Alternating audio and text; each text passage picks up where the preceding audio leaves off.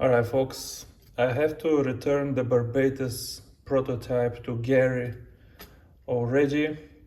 It's getting late, even though he told me I can keep it longer, but I just feel uncomfortable. But I did want to make one more video with this rod before I return it. So I want to do a quick comparison with the Soare XR. If you are new to my channel and you haven't seen my latest videos, I did do detailed reviews of both of these rods. Just scroll back a few videos and you'll find close-up of the two rods with high quality video. This here will not be high quality video because it's not about the picture, it's about the point that I want to make. These two rods are exactly the same length and they are almost the same price. Yeah, they're high-end Japanese rods. And this one is Abu Garcia, this one is Shimano. Well, the Abu Garcia weighs, let's say 39 grams, and the Shimano weighs 59 grams. I mean, percentage-wise, that's a staggering difference in weight. Even non-percentage-wise, this is 20 extra grams. That does appear to be a big difference in weights. And I hear and I see people in the comments talk about, this rod as some kind of an achievement. Now, for some reason, this bothers me more than a little bit. So I decided to make this video because as long as people think that this is some kind of an achievement here, companies will keep doing super stupid stuff just to get half a gram off the rod. Now let's compare these two rods really quickly to see what was removed from a normal rod to get to this rod. Okay, let's start from the butt. Here we have a bare blank with a knob from a fishing reel. This is a knob from a fishing reel. Do you think Shimano doesn't have the technology to put a knob from a fishing reel on a blank? Are we talking about technological achievement here? Shimano put what they called one-piece monocoque butt to supposedly increase sensitivity. It has even some metal accents here. I'm not going to comment now on whether this actually increases sensitivity, but you can tell visually that this butt is just larger unnecessarily, right? It's not difficult to put this butt over here. Let's keep moving. Let's look at the real seats here. There is absolutely nothing here, absolutely nothing to support your hand.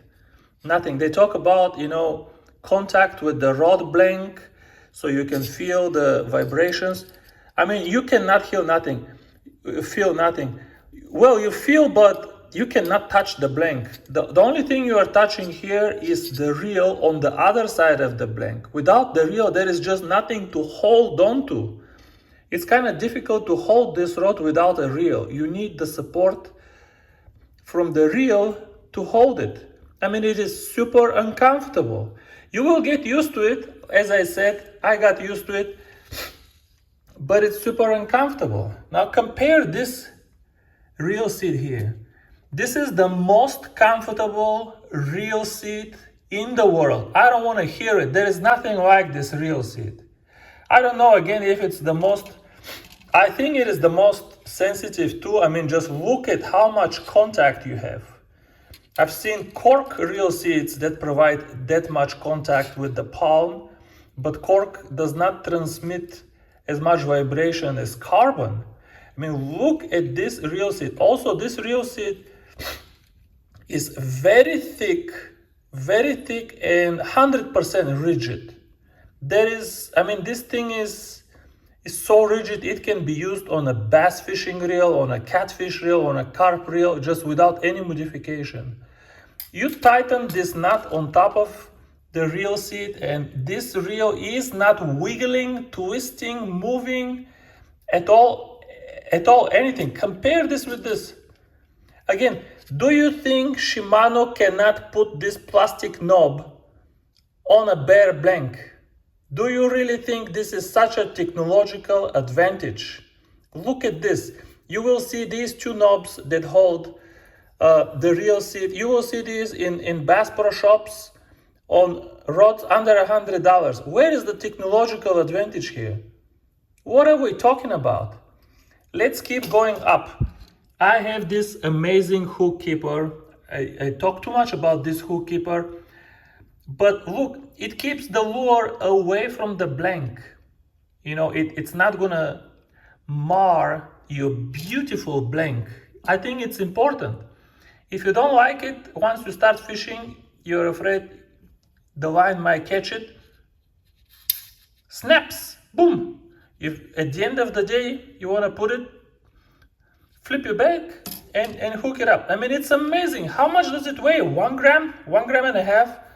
Maybe with the epoxy over here, maybe 2 grams. I don't know. I don't think 2 grams, but probably 1.5 grams. There is nothing here. I put this ugly plastic. At the end of the day, I mean, I need a hook keeper. Why can't they get it? At the end of the day, I still have a hook keeper. It's just ugly and plastic. I don't think it's any lighter either. Okay, let's keep moving. Let's look at the finish of the blank now. You're gonna have to look at the actual reviews. I don't think I'm gonna be able to show you the finish of the blank very good, but this here is just matte finish. That's the whole blank. The Abu Garcia is matte finish, no paint, no clear coat. It looks like a little bit like a skin of a snake or something. Now let's look at the blank again. For best picture quality, you have to go to the actual review. You will see the beautiful colors and patterns. You might be able to see it here. There is a pattern in this blank. I'm not going to be able to show you. But this entire blank on the Soare is painted with a beautiful pattern, and on top of it, it has a clear coat. Paint provides, among other things, protection. It provides aesthetic pleasure, but it also provides protection. And then you have clear coat. You have 2 layers of protection on the Soare XR. You can transport it without sweating bullets that you're gonna open the box on the other side and you're gonna find it broken. You can lay it down, you know, when somebody gives you a phone call and you're fishing, you can lay it down on the boat and, you know, not be afraid that you're gonna touch some hard corner and compromise the blank. Let's keep going. Let's compare the first guides. They're about the same size, but this guide over there, this is first of all the same guide as on every other JDM rod on the market. Why do all of these guys use exactly the same guide? I don't know. It is an excellent guide, but my point is, I mean, everybody can buy this guide from the market, from Fuji, and glue it to a blank. It doesn't take much ingenuity to do this. Now this guide was developed in-house from Shimano. I can tell you that this guide is more rigid. This guide does not bend because first of all, it has 2 support arms. This one has only 1 support arm. Second of all, this guide is made of a little thin piece of like a sheet of metal. This is a tube. Tubes resist bending and twisting. That's why this guide is so rigid. To me, this is a superior guide, first of all. Second of all, this guide is unique. This guide was developed in-house. If one of the 2 companies has superior technology, it is Shimano, not Abu Garcia, that bought a guide off the market and glued it to the rod. Going further up the scale, the same story here, 2 arms versus 1. And look here, the third guide is already glued to the rod, okay? directly. There is no stem. It's not away from the blank. While the guides further up the Shimano rod, it still has arms. They still didn't stick it directly to the rod because then the line would be touching the rod. Okay, now this cost Shimano weight again because you have these two extra arms here, the arm of the guide. This guide doesn't have arms, right? It's glued directly to the rod. Let's keep going. Now we're getting up to the top guides here. All of the guides from here to the top are exactly the same size. Now the inner diameter on the left, on the Abu Garcia, is 1 millimeter. The inner diameter from Shimano on the right is 2 millimeters. Every guide on the Shimano rod will be there for the reasons that I just listed, be heavier than the guide on the Abu Garcia. Tell me, where did you see some technological advantage here from Abu Garcia? So let's summarize this. The butt of the rod, the reel seat, the hook keeper, the paint, the clear coat, every one of the guides, everywhere you touch the Shimano, something was removed to get to the Abu Garcia rod. Okay. Now, is this technological advantage? Okay. Is there some superior technology that we all need to take our hats off to? You know, and then we say, wow, Abu Garcia, they have these great engineers. They create this incredible performance tool. And what did they do? They just stripped the rod to complete bare bone, okay? And then everybody is so impressed with them. You know, my car outside, I have a Nissan Maxima. You know, I can improve the performance of my Nissan Maxima immediately just by going outside and removing the spare tire from the car. You know how much the spare tire weighs, the wheel and the tire and everything? At least 65 pounds. I will immediately, if I go to a racetrack, I will immediately improve the performance, the acceleration of my Maxima. I will improve the MPG. I will improve the stopping distance just by removing the spare tire from the car. And then I'll say I'm better engineer than Nissan. Look, my Nissan is better.